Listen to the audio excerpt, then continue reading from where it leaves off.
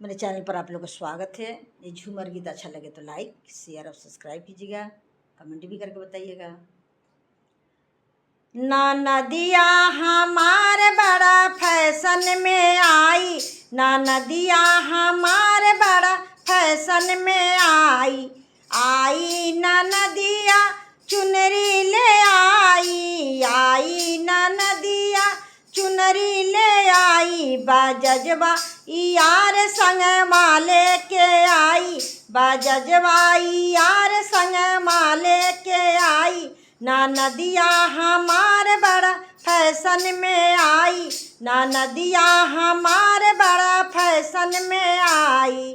आई ना नदिया झुमका ले आई, आई ना नदिया झुमका ले आई। सोनरवा यार संग माले के आई, सोनरवा यार संग माले के आई।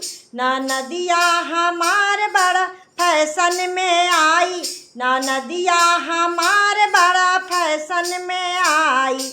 आई ना नदिया चूड़िया ले आई, आई ना नदिया कंगना ले आई। मनिहरवा यार संग माले के आई, मनिहरवा यार संग माले के आई।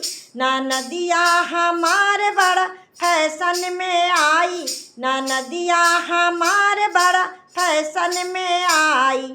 आई ना नदिया बिंदिया ले आई, आई ना नदिया सिंदूरा ले आई। पटहेरवा यार संग माले के आई, पटहेरवा यार संग माले के आई।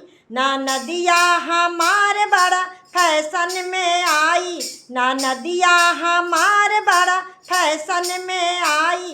ना नदिया हमारे बड़ा फैशन में आई, फैशन में आई हो फैशन में आई, फैशन में आई हो फैशन में आई। ना नदिया हमारे बड़ा फैशन में आई, ना नदिया हमारे बड़ा फैशन में आई।